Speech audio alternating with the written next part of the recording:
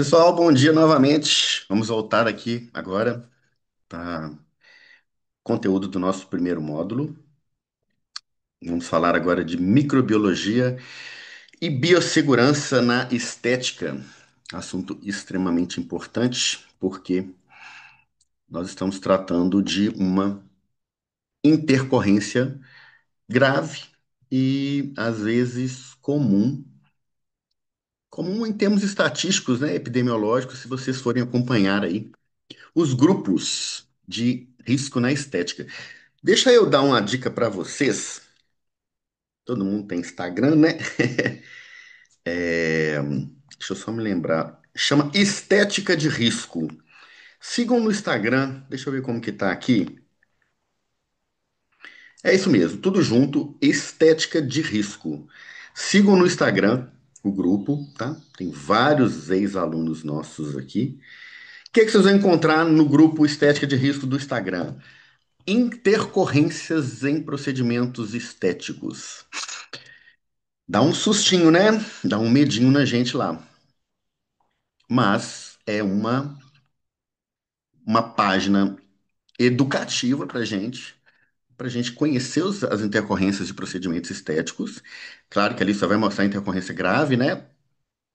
E vocês vão ver, relacionando a nossa aula de hoje, vocês vão ver que tem muita coisa, muita intercorrência relacionada a infecções relacionadas à assistência, ou seja, IRAS, ou seja, antiga infecção hospitalar, né, vamos dizer assim, que é a infecção que o paciente adquire relacionada a procedimento mal feito. Mal feito em termos microbiológicos, né, pessoal? Em termos de segurança biológica, né? Produtos contaminados, matéria-prima contaminada, produto contaminado, material sem esterilização devida, e por aí vai. Resumindo, o cliente adquiriu uma infecção no procedimento do profissional, tá? Complicado, né?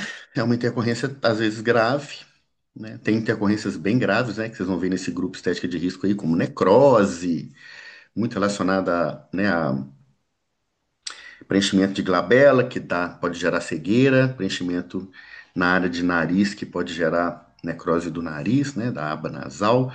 Fica feio, é complexo, é debilitante, porque pode deixar a pessoa cega, mas, né, está relacionado lá à nossa disciplina, quando a gente for ver intercorrências em procedimentos de preenchimento, tá? Nosso caso aqui hoje é tratar da microbiologia e da biossegurança, tá, pessoal? Vamos lá, vamos que interessa.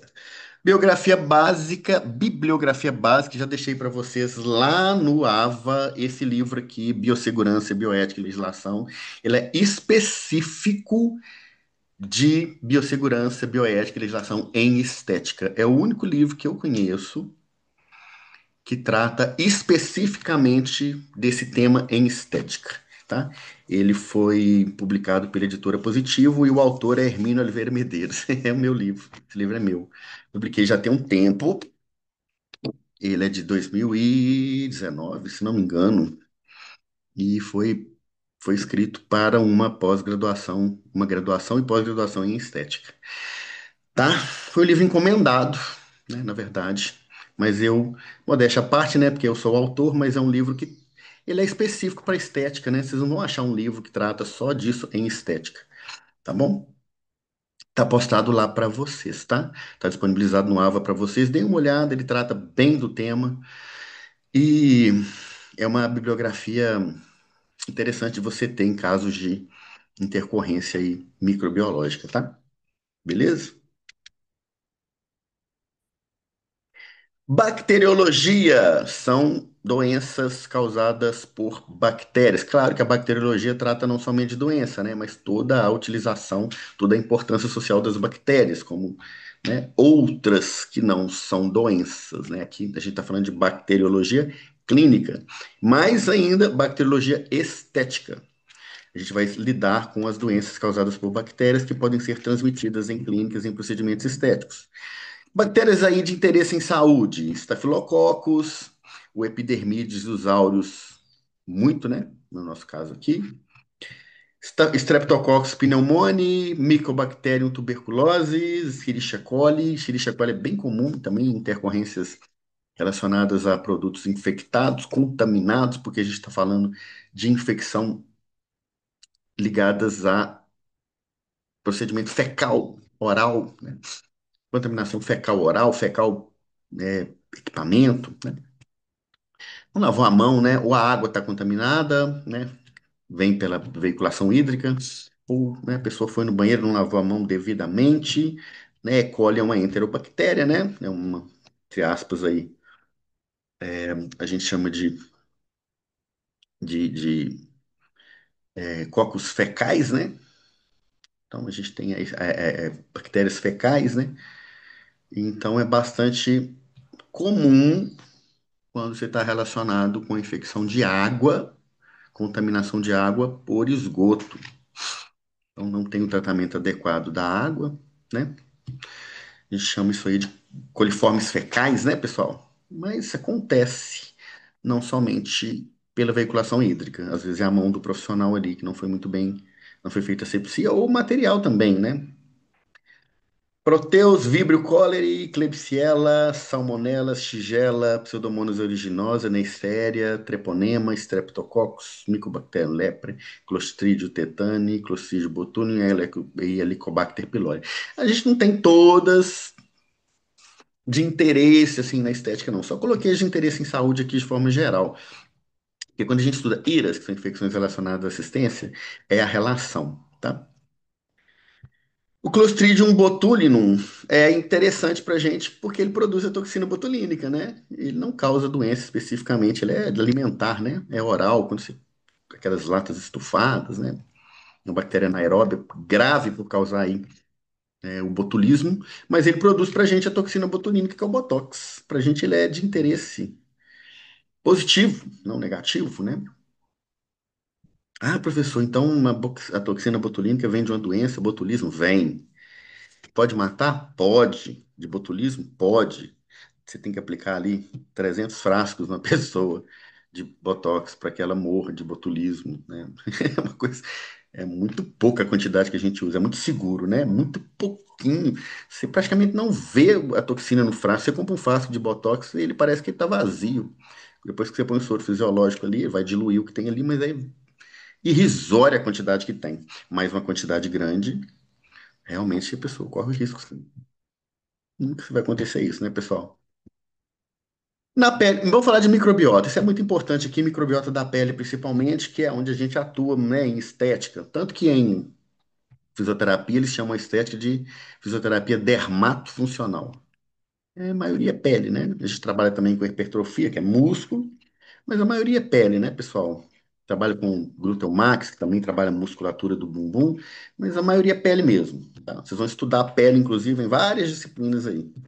Na pele humana, assim como em outros órgãos, como boca e intestino, possuímos uma grande quantidade de bactérias, que são, né, a flora ou a microbiota dessa região do corpo, desse tecido tão importante para a estética, principalmente. Essas bactérias benéficas vivem em harmonia no corpo humano, auxiliando a ação dos sistemas imunológicos, digestão, nutrição, proteção da pele, tá? Fazem parte dessa microbiota residente na pele os gêneros Staphylococcus, Corneobacterium, Propionibacterium, Staphylococcus epidermidis, Staphylococcus aureus e Propionibacterium acnes. Gerador da acne, de doenças aí de pele, né, dermatológicas, infecções dermatológicas, pústulas, né?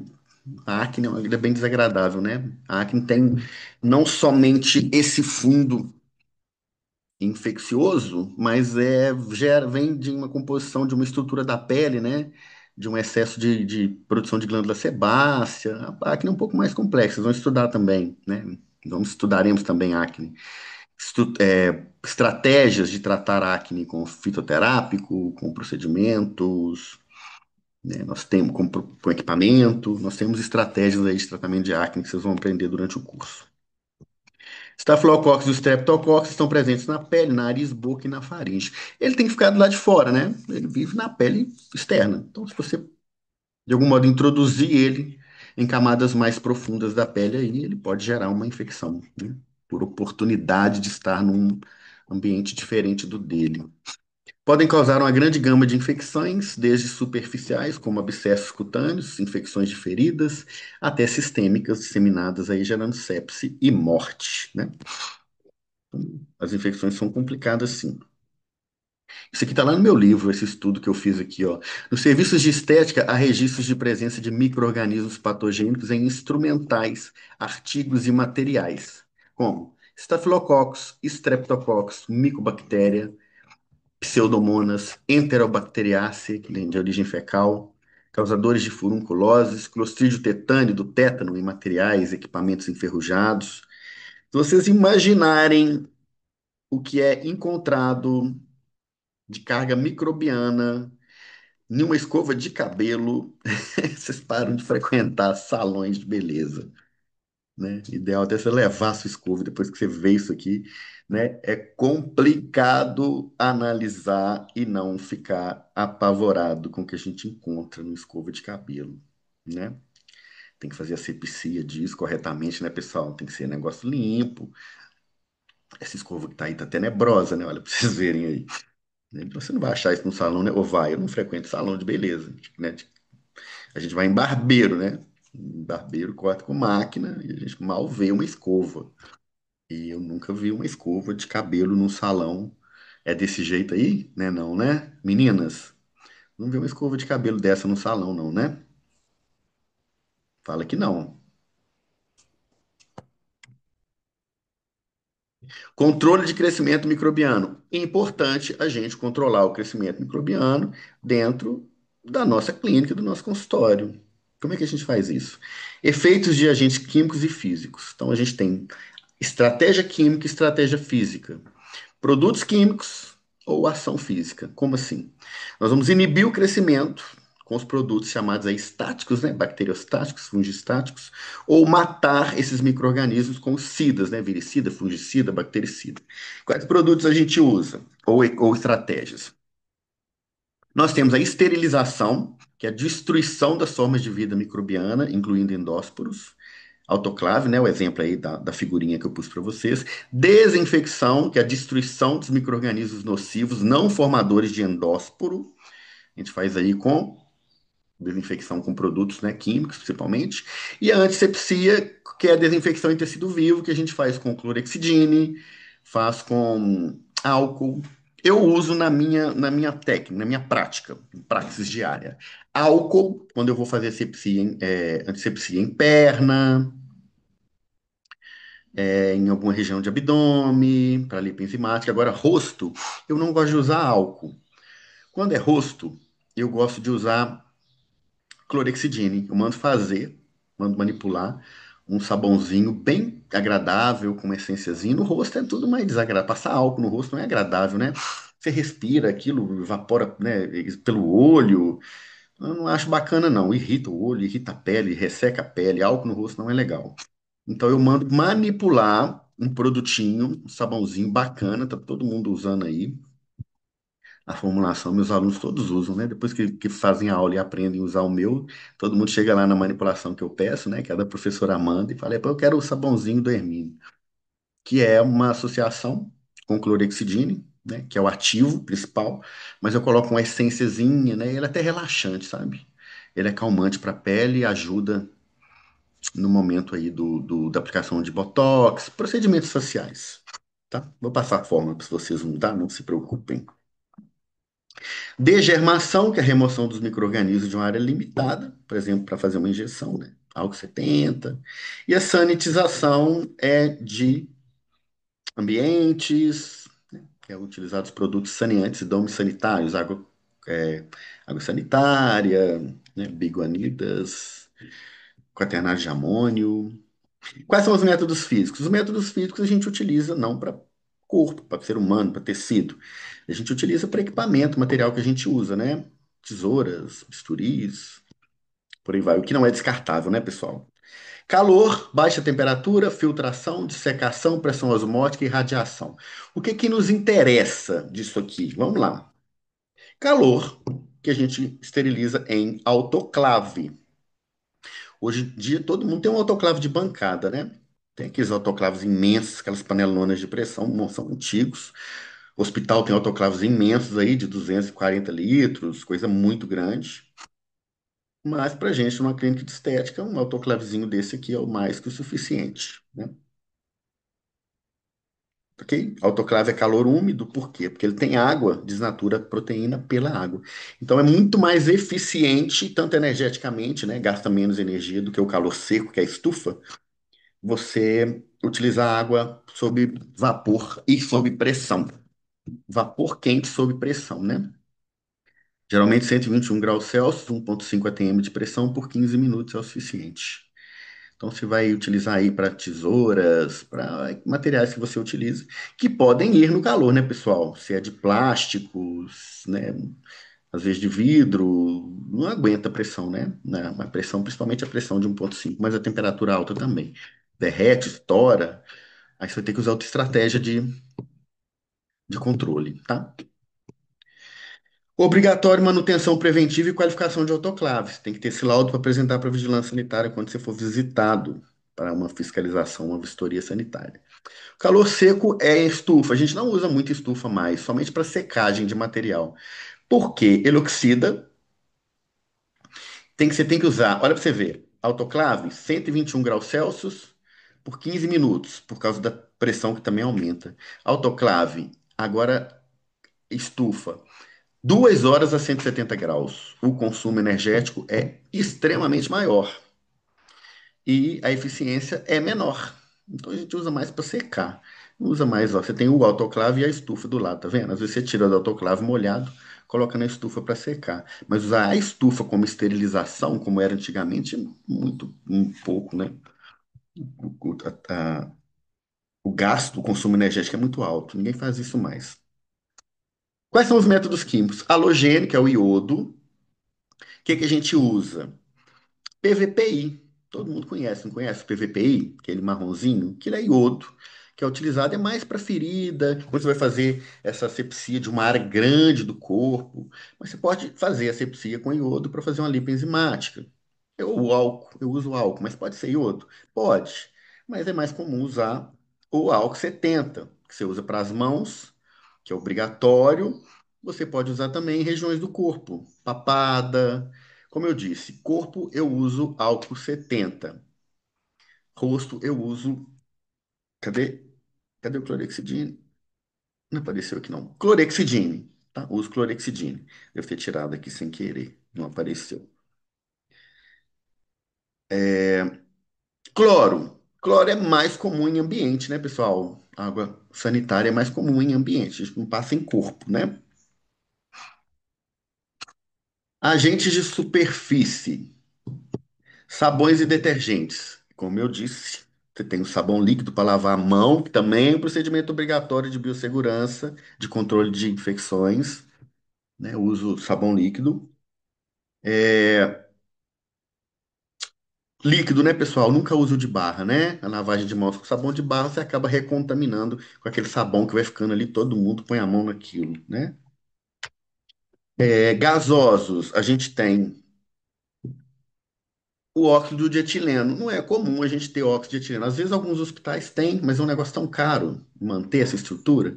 Mas a gente compra aí seringa, agulha, cânula, gazinha, tudo esterilizado em óxido de etileno, tá? É um gás que tem o poder, né, de esterilização. Bom, tem radiação também. Você vai encontrar algumas seringas, algumas agulhas esterilizadas por radiação. É radiação ou óxido de etileno, mas isso é mais lá na indústria. Nós mesmos vamos trabalhar com autoclave, às vezes estufa, cloro para ambiente, álcool 70 e clorexidina. É o que a gente usa, tá? Disso aqui. Beleza?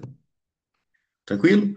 Micologia, fundamental, mais importante, a micologia, que é os fungos, né? Do que propriamente dito a bacteriologia. As bactérias são importantes, são, mas os fungos em estética são mais importantes.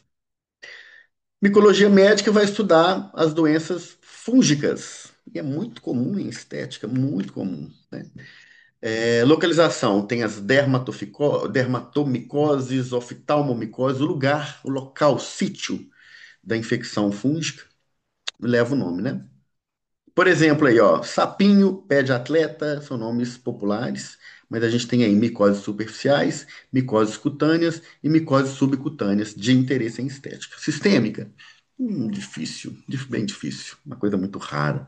Mas as superficiais, cutâneas e subcutâneas são extremamente comuns em estética, tá? Vamos a algumas aqui. Pitiríase versicolor são lesões acrômicas e hiperpigmentadas. Por isso que é chamado de versicolor, né? Tem bordas delimitadas, dá muito no tórax, no abdômen, na face e muito comum em contato.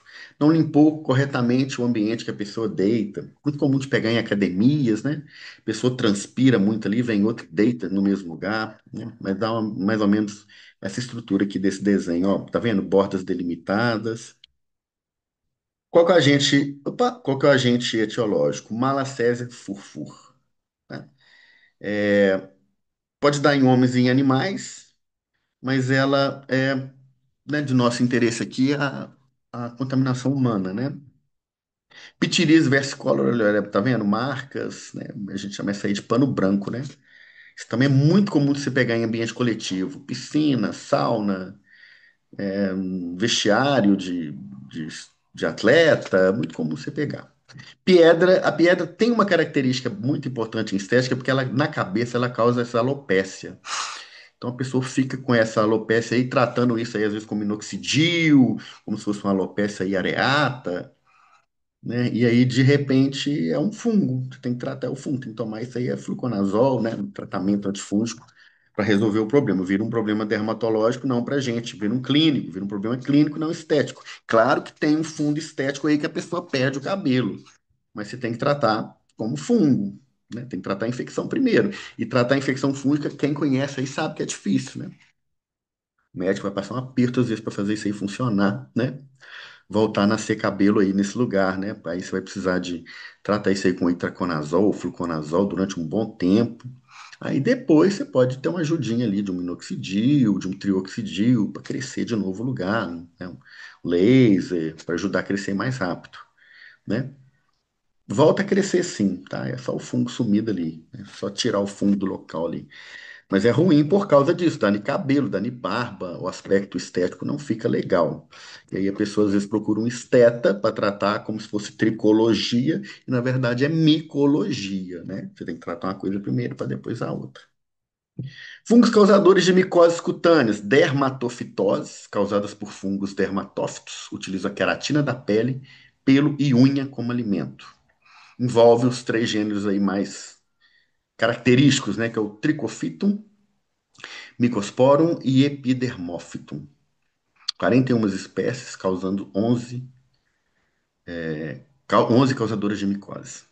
E as dermatomicoses são, por exemplo, aquelas causadoras do pé de atleta, que é a cândida, né? Aí eles vão pegar tecidos não queratina, né? Não queratinizados, tá bom? Todos são difíceis de tratar, mas as dermatomicoses têm uma característica que é em tecido vivo. E as dermatofitoses, que é em tecido queratinizado, tem uma característica em tecido morto. Então, assim, eles não são alimentados por sangue, não são, o tecido não é vascularizado. A região, o local não é vascularizado. Então, fazer chegar uma substância, um medicamento oral, por via sistêmica, é difícil. O paciente toma o medicamento, ele espalha pelo sangue, mas o sangue não chega lá. E aí o fungo não acaba, não morre nunca. Tem que fazer tratamento tópico também, né? Então, assim, o fungo geralmente entra com tratamento tópico e com tratamento oral. Cândida é mais fácil de tratar, apesar de ter recidiva. Fungo é complicado, né? Sempre dá recidiva. Mas as dermatofitoses são mais difíceis de tratar do que as dermatomicoses, também por causa do medicamento, né? Os fungos são os principais causadores das doenças de pele, unha e pelo em ser humano e de estabelecimento estético. Esse tipo de infecção é determinada aí, né, denominada dermatomicose. Temos também dermatofitose, como a gente viu aí, mas as dermatomicoses mais comuns, sendo facilmente transmitidas pela utilização de instrumental, toalha sem a devida higienização. Às vezes é interessante você pedir a pessoa para levar a própria toalha de casa, né, quando você vai usar. ou você utiliza a sua de forma bem limpa, bem, né, asepsia muito bem feita, né? Para conter essa disseminação dos fungos e de outros tipos de micro-organismos causadores dessas doenças infecto-contagiosas, é transmissão mesmo de um para o outro, pela toalha, pelo local, pela maca, pela mão do profissional. Mão do profissional é o que mais transmite.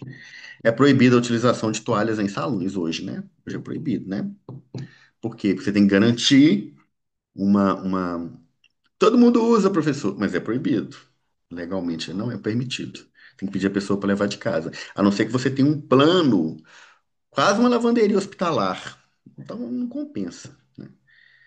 Lençóis são descartáveis, toalhas são papel toalha, né? Tem que ter protocolo para lavagem, para esterilização, não é fácil. Dá uma olhada aí, ó, os fungos, dá uma olhada na foto, igual aquela que eu mostrei lá do primeiro, né? Bordas bem delimitadas, coça isso aí, né? Os fungos causadores das principais infecções fúngicas superficiais são do gênero Malassezia, que é a Ptiríase versicolor, Microsporo, Trichophytum, Epidermophytum, Cândida e Pheneleomyces, que é difícil dizer isso, né? Que é a tinea negra. Eles são facilmente encontrados nos clientes dos salões de beleza por causarem infecções crônicas de pele devido às dificuldades da sua erradicação. Difícil de tratar, mais fácil de transmitir, né? Dermatofitoses, pitiríase versicolor, só para vocês verem aí, ó, no corpo, aspecto clínico, a microscopia e no meio de cultura. Fica desse jeito aí. Beleza? Dúvidas até aqui? Alguma dúvida, pessoal? Não? Virologia. Virologia é muito importante, né? Transmissão por pérfuro cortante. Vamos lá. Marquei aqui os que nos interessam em estética. HIV, por injeção de vírus em fluidos corpóreos, causador da AIDS, que é, como eu disse, transmissão por contaminação de pérfuro cortante, agulha, bisturi, né? Hepatite B e C, herpes simples, herpes zoster e o papiloma, né? Que é o contato aí, né? Verrugas aí, o HPV, né? Esses são os mais comuns de transmissão em ambientes de estética, apesar de não ser tão comum assim. Hepatite é a maior, tá, pessoal? Hepatite é a maior delas, tá? Ok? Depois é difícil até se provar. Virologia é tão complicado, a virologia estudada em IRAS, infecções relacionadas à assistência, que é difícil você comprovar que aquela hepatite da pessoa está relacionada ao atendimento em estética. Vai aparecer muito depois, às vezes aquele assintomático. Como é que você comprova? Difícil, né? Você saber, né? Que veio daquele procedimento. Então, a maioria, a gente tem uma estatística de infecções relacionadas a atendimentos estéticos, mas ela é muito subnotificada. Concordam? Porque você tem como saber, daí a 6 meses, quando aparece um sintoma, que aquela HIV, aquela hepatite foi do ambiente? É muito complicado, difícil demais, aí fica subnotificado. Não aparece na estatística, né? E aí não é uma estatística real. Mecanismo de transmissão: aerossol, insetos, ingestão, parenteral e contato direto. Qual que nos interessa mais em estética? Parenteral, né? São as injeções. A gente trabalha muito com injeção, né? Então é a parenteral. As de contato é mais comum você pegar uma infecção fúngica, né? Beleza? Então vamos lá. Como é que a gente controla isso então? A gente, apesar de não ser um hospital, a gente trata ainda como infecção hospitalar, que hoje o termo é IRAS, né? Que é infecções relacionadas à assistência à saúde. Antigamente o nome era infecção hospitalar, né? Mas como a gente pode pegar numa clínica de estética, o nome mudou para ficar mais amplo e abarcar todos esses locais, estabelecimentos que estão passíveis de transmitir esse tipo de doença. Então a gente transformou a infecção hospitalar em IRAS.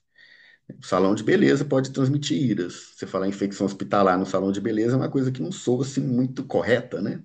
Então virou IRAS, infecções relacionadas à assistência à saúde. Estética é assistência à saúde, né? É aquela que não estava presente nem incubada no paciente, no cliente, no momento da assistência do procedimento realizado. Ou seja, ele adquiriu ela ali, no procedimento. A infecção comunitária é quando ele chega com o procedimento e ele acaba expressando o sintoma depois. Ele acaba achando que foi relacionado à assistência, mas ele já estava com aquilo incubado, ele já veio com aquilo aí, né, como infecção comunitária. Tem que saber diferenciar as duas, né? Senão você coloca a comunitária na estatística de IRAS e não é. Qualquer tipo de infecção adquirida após a entrada do paciente em um hospital, ou, no caso aqui, isso aqui é da legislação, por isso que o termo está assim, tá? Eu não mudei a escrita, a redação, não, porque isso aqui está na legislação, tá? Portaria 2616 de 1998, fala isso aqui. Trata da infecção hospitalar, dos controles de infecção hospitalar, comissões de controle, tá? Qualquer tipo de infecção adquirida após a entrada do cliente numa clínica de estética, ou após ele ter sido liberado do procedimento, né? E estiver diretamente relacionada com o período que ele ficou ali na clínica ou procedimento ao qual ele se submeteu, tá? Aplicado aos estabelecimentos e procedimentos estéticos, marquei de amarelo aqui para vocês entenderem que isso não é só em hospital. Acontece numa clínica de estética, acontece num salão de cabeleireiro, num salão de barbeiro, na barbearia, tudo isso aqui acontece. Né, lá no spa, lá no podólogo, beleza? Podólogo, então, não vou nem dizer, né? Porque pé tem muito fungo. Então, assim, se não for uma coisa muito bem asséptica mesmo, um ambiente muito bem asséptico, muito bem controlado, sai passando, né? Fungo para todo mundo.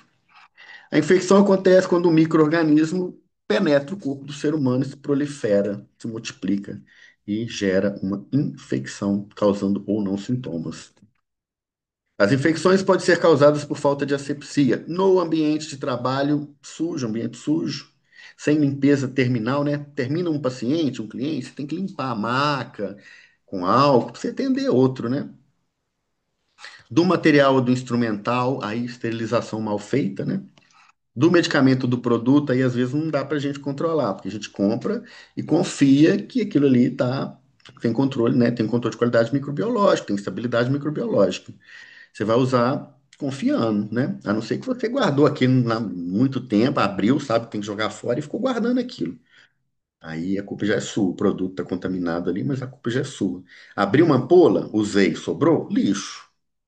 Abriu um frasco ampola, não tem que jogar tudo fora depois se sobrou, mas eu tenho um período definido que eu posso manter aquilo, ou fora da geladeira, ou dentro da geladeira. Tem um manual de diluição e estabilidade, né? A gente tem que saber. Abrir, posso usar durante quanto tempo? Ampola? Tempo nenhum. Sobrou? Lixo.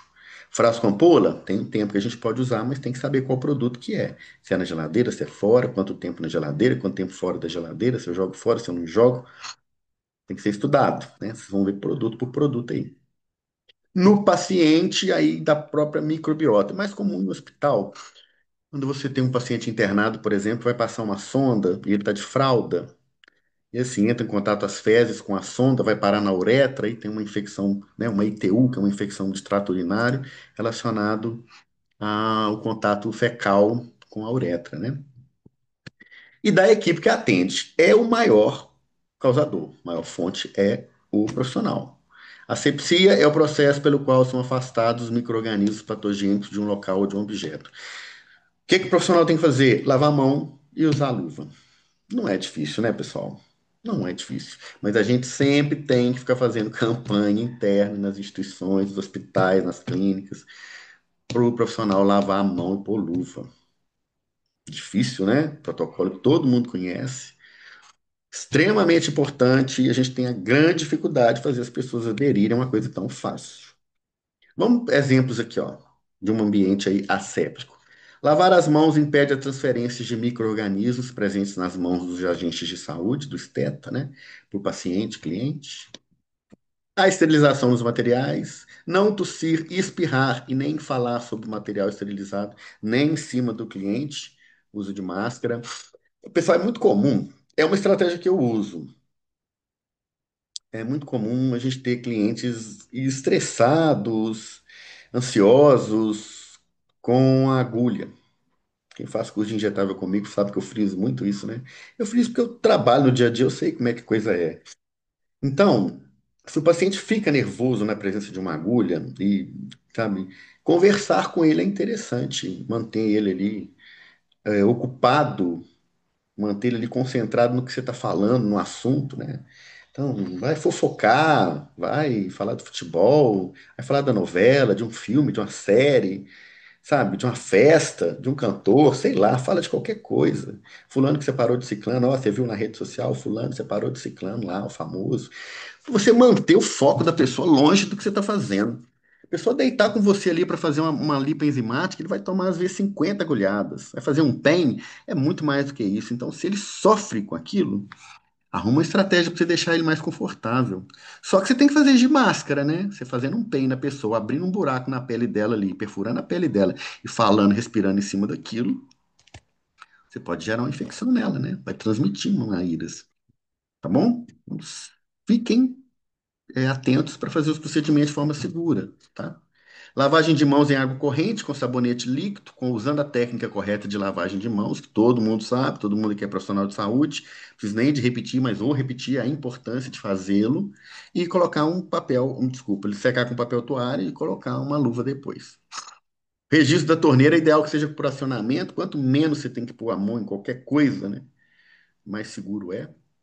Ou você fecha com papel toalha que você secou a mão, mas não vai meter a mão limpa no registro da torneira que você acabou de abrir com a mão suja, né? Vai lavar para quê? Vou pegar de novo lá, tudo estava na minha mão, a bactéria toda volta, né? Não colocar materiais no chão, bandeja, bacia, de forma nenhuma, né? E a remoção das bactérias da pele você vai fazer ali com álcool, com clorexidine. Como eu disse, eu gosto de álcool para o corpo e clorexidine para o rosto. Clorexidine nem é alcoólico, eu uso clorexidine e sabão, tá? Que aí você já tira maquiagem, né? Já faz a demaquilação ali da pessoa, né? Tira para protetor solar que ela está usando. Com o sabão, passa na primeira vez você passa clorexidina e tira isso. Da segunda vez você passa para fazer uma asepsia mais bem feita. E aí você vai fazer o procedimento, tá? Qual a íris que nos interessa mais? Infecções na derme, são as mais comuns da estética, né? Você tem urinária, tem cirúrgica, tem respiratória, mas sepse, mas a nossa principal é na derme, em estética, mas a gente pode ter também aí infecção de procedimento por causa da injeção das injeções que a gente faz, tá? Então, infecções cirúrgicas e infecções de derme são as que nos interessam mais, tá? Como que elas se transmitem? Por contato, pelo ar, por vetores ou por fonte comum. Mais comum no nosso caso aqui por contato, né? E às vezes por um material contaminado aí, né? Acaba se tornando um fômite, um vetor. A expressão ou não da infecção vai depender de defesas individuais do indivíduo. Defesas individuais do indivíduo, pegou até bem, né? Ficou duplo, né? Ficou duplo, né? Mas é isso mesmo, defesas individuais da pessoa. Modo de transmissão da doença e grau de agressividade do micro-organismo. Dependendo, nem vai. Às vezes você introduziu nela a bactéria, mas o corpo dela fez a parte de defesa. Aí não vai aparecer nada, tá? Por contato, pessoal, é muito comum. Contato no ambiente, contato com a mão do profissional, é muito comum de acontecer. Como eu disse, o profissional é o maior transmissor. Chato de dizer, porque demonstra que a gente não está tratando, né, a biossegurança da maneira que deve, com a responsabilidade necessária. Transmissão pelo ar, coloca uma máscara ali que você já vai resolver o problema. Transmissão por vetores, existe um RDC chamado RDC 50 que fala de estrutura física. Aí todo o ambiente é asséptico, fácil de você limpar, é tudo lavável. Se você for aprovar na vigilância sanitária uma drogaria, um hospital, uma clínica, uma sala, se você for aprovar na vigilância, eles vão te pedir que obedeça o projeto arquitetônico feito dentro dessa legislação. Tem que ter um programa de controle de pragas, né? Detetização, janelas teladas para não entrar inseto, ambiente climatizado, né? Com um plano também de controle daquilo ali, que senão você deixa o filtro no ar-condicionado ad eterno, aquilo vai encher de micro-organismo ali, você vai piorar a situação, né? Transmissão por fontes comuns, a gente tem a contaminação cruzada em estética, que é quando você deita dois pacientes, por exemplo, na mesma maca. Ela sai, deixa o micro-organismo lá, o outro que chega depois dela vai pegar. Um exemplo. Em estabelecimentos de estética, as bactérias dividem a causa das infecções de pele e de unha com os fungos. Divide, mas não 50%, né? Dividem sendo menos. As bactérias causam menos. Os fungos causam mais. A gente não faz muito procedimento em pé, né? Mas pé é muito comum de dar problema, né, pessoal? Tá? Aí tá, figurinhas. Orientações descartáveis. As lixas utilizadas para unhas e pés, bem como espátulas de madeira, lâminas, perfuro-cortantes em geral, não devem ser reutilizados, tampouco reprocessados. Usou é lixo. Usou é lixo. Asepsia de forma geral. Esterilização de tudo, tudo estéril. Cuidado pra você não pegar uma coisa, um produto estéril, deixar cair no chão, pôr ele em cima da bancada sem a tampa, pega a agulha lá e deixa ela encostar na bancada, deixa ela cair no chão. É lixo. Você não vai reutilizar na frente do cliente aquilo, né? Troca de toalha e lençol utilizados sempre a cada cliente. Lembro, troca de toalha e lençol, mas descartável, né? De papel, né? Cobre-leito de papel, toalha de papel. Hoje em dia, até os jalecos, dependendo do tipo de serviço, tem que ser jaleco descartável, né, pessoal? Artigos como alicate, tesoura, pinça não devem ser compartilhados entre clientes. Esses você tem que esterilizar após o uso. Ceras depilatórias, cremes, óleos essenciais, aí devem ser fracionados e não utilizados num pote grande, que você acaba contaminando aquilo ali, com a espátula, com a mão, com o que quer que seja. Escovas de cabelo e pentes devem ser higienizados após o atendimento individual. Óbvio, né? É por isso que eu perguntei às meninas, será que é? Não acredito, não. Cadeira, mobiliário, maca, colchão, travesseiro devem ser revestidos com napa, lona, né? Aquele material náutico, que ele é impermeável, de fácil limpeza e desinfecção. Sempre limpo e higienizado, entre um paciente, um cliente e outro. E os prazos de limpeza, desinfecção e esterilização de cada item devem ser respeitados. Isso tem que ver no protocolo, no procedimento operacional padrão, quanto tempo dura aquele procedimento de limpeza que você fez ali. Momento de lavagem das mãos. Antes de trocar, de mexer, de tocar no paciente, após risco de exposição a fluidos, antes de realizar o procedimento, após realizar o paciente, o procedimento do paciente, e após tocar superfícies próximas ao paciente. É toda hora, tem que higienizar a mão o tempo inteiro, né? A técnica de higienização das mãos, a gente vai fazer na prática, tá? Só deixei aqui para vocês terem, que lava toda a mão, né? Em espaços interdigitais, punho, tira todos os adornos, relógios, pulseiras, polegar, entre, né, espaços entre os dedos. E aí é um procedimento bem importante para a manutenção da segurança biológica do local. Tem até um dia, né, de higienização das mãos, que é o dia 5 de maio, um dia específico. Tem tanto, todo protocolo de segurança começa com lavagem de mão. E a gente ainda tem dificuldade das pessoas, dos profissionais aderirem, aceitarem isso, tá? Dúvidas até aqui? Ou vamos para a biossegurança aí? Tudo tranquilo? Certíssimo? Então vamos para a biossegurança. Pessoal, deixa eu só tomar uma aguinha aqui, só um momentinho, só dar uma pausinha e volta agora. Pessoal, biossegurança, para a gente encerrar esse conteúdo. Todo mundo sabe, biossegurança são ações, né, um conjunto de ações destinadas a prevenir, controlar ou eliminar riscos inerentes às atividades que possam interferir ou comprometer a qualidade de vida, saúde humana e meio ambiente. Nós vamos estar lidando com protocolos validados internacionalmente, com poder de lei, obrigatoriedade legal de serem realizados, tá?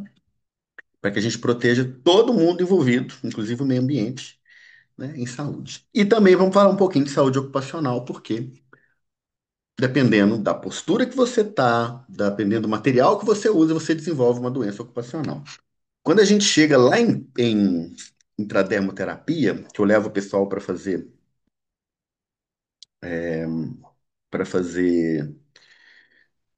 em modelo, fazer aula prática, né? Porque eu estava procurando a palavra aí, para fazer aula prática, eu mostro para eles a diferença de fazer o procedimento com uma seringa de 3, uma seringa de 5, uma seringa de 10. A força que você tem que imprimir no êmbolo. Então, imagina fazer 50 aplicações numa seringa dura e fazer numa macia. Eu mostro o material, olha esse, olha esse. Para vocês verem, se você fizer todos os dias da sua vida profissional, cinco lipoenzimática com uma seringa de 10, uma agulha 30G, com 5 anos você não consegue trabalhar mais de tanta tendinite que vai te dar. Então você tem que saber escolher o material correto, ficar na postura correta, ficar em cima da pessoa curvada fazendo pen. Você não consegue trabalhar muito tempo, você vai desenvolver um problema ocupacional, de coluna, de tendinite. Então a gente tem que saber utilizar do material certo, ergonomia, né? Saber trabalhar de maneira correta para a gente render mais também, né? E manter a nossa saúde. As doenças ocupacionais são causadas por agentes biológicos, químicos, físicos e ergonômicos. A gente está submetido a todos eles.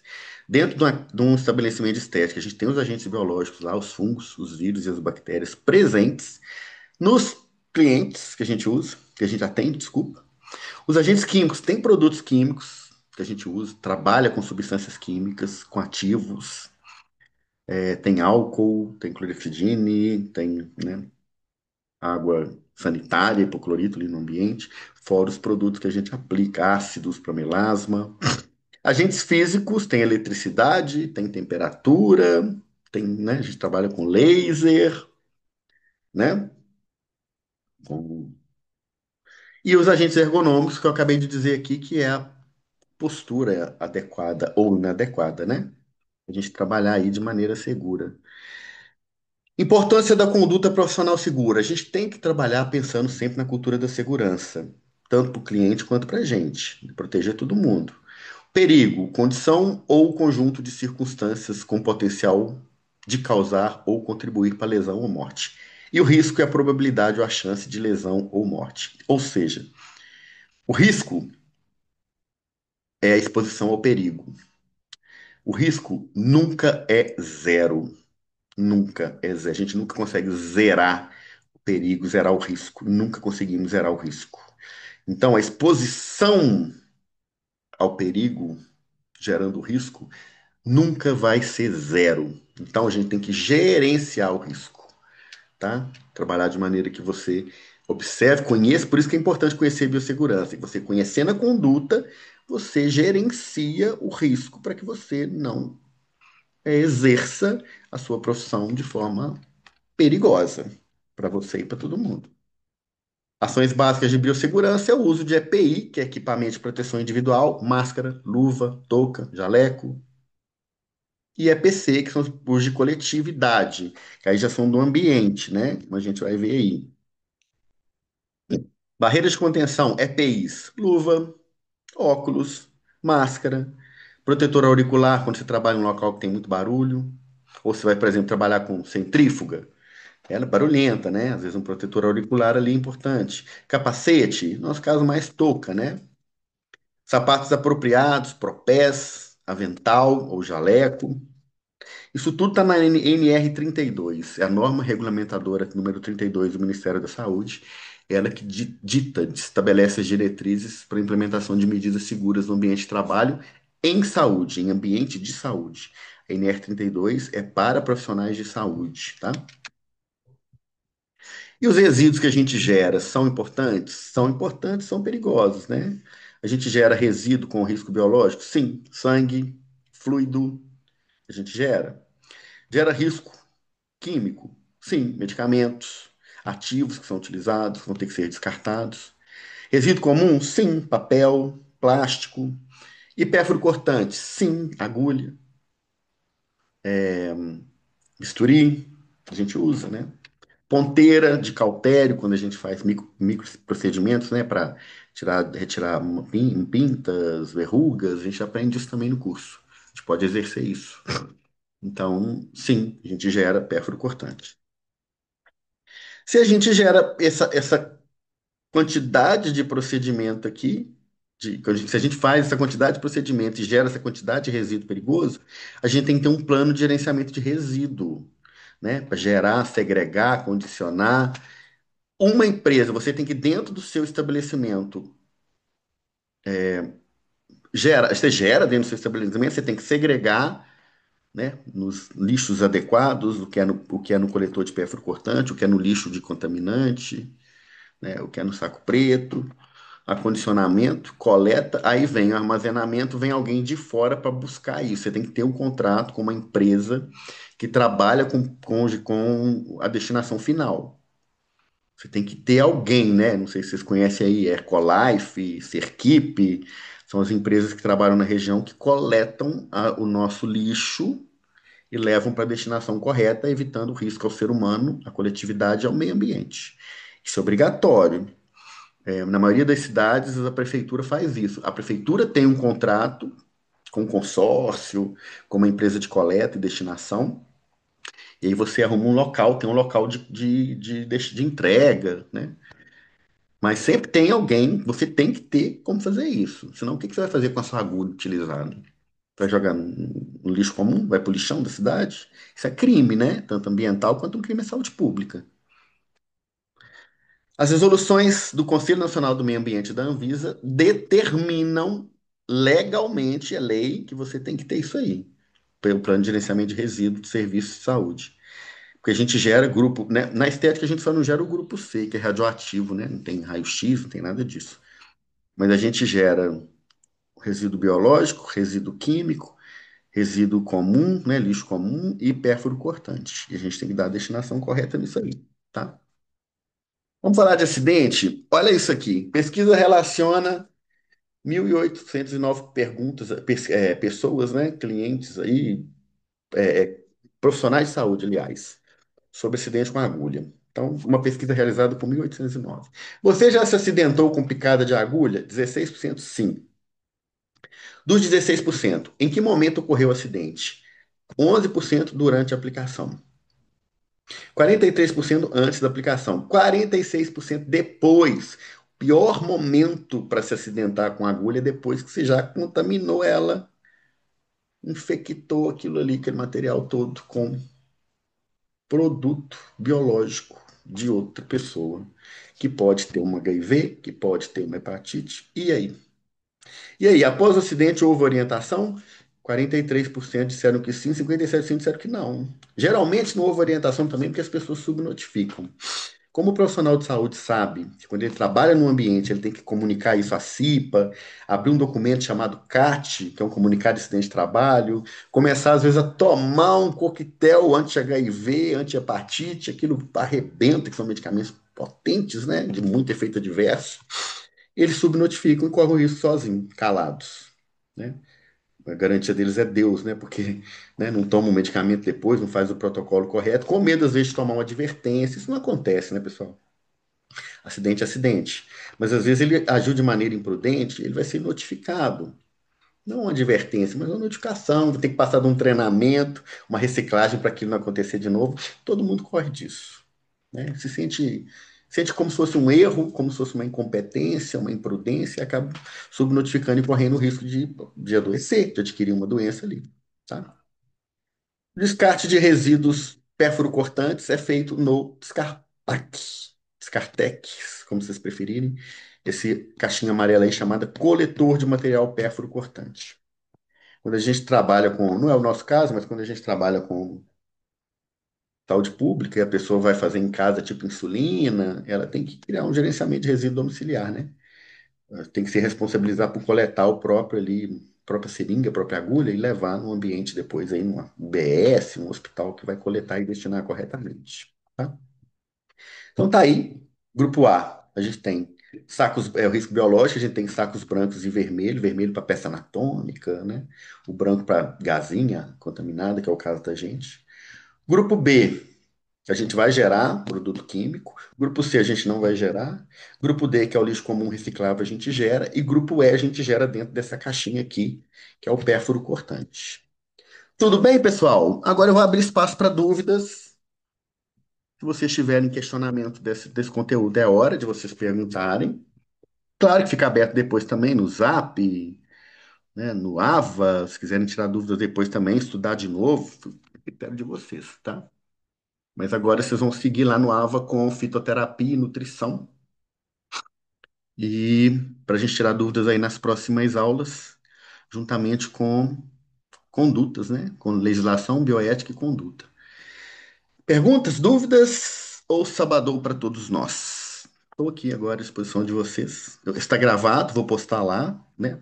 Vou postar a parte de desenvolvimento profissional dentro da disciplina de desenvolvimento profissional e a parte de biossegurança e micro dentro da parte de biossegurança e micro como um resumo, tá? Do conteúdo. Tá bom? Estou disponível para o nível para vocês aqui. Alguma dúvida? Algum questionamento? Ou estamos bem?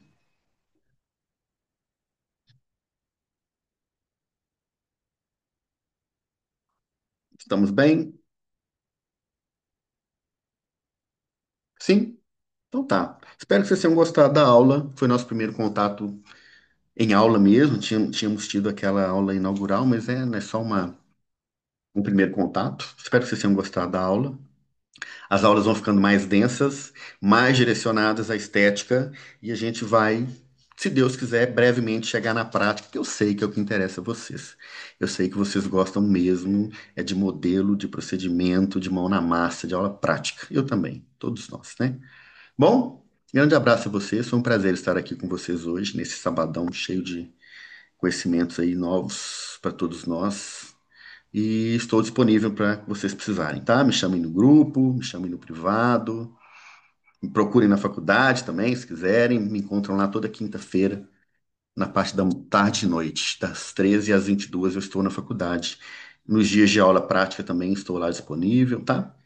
Grande abraço para vocês, espero que vocês tenham aproveitado aí o dia de hoje, tá? Valeu!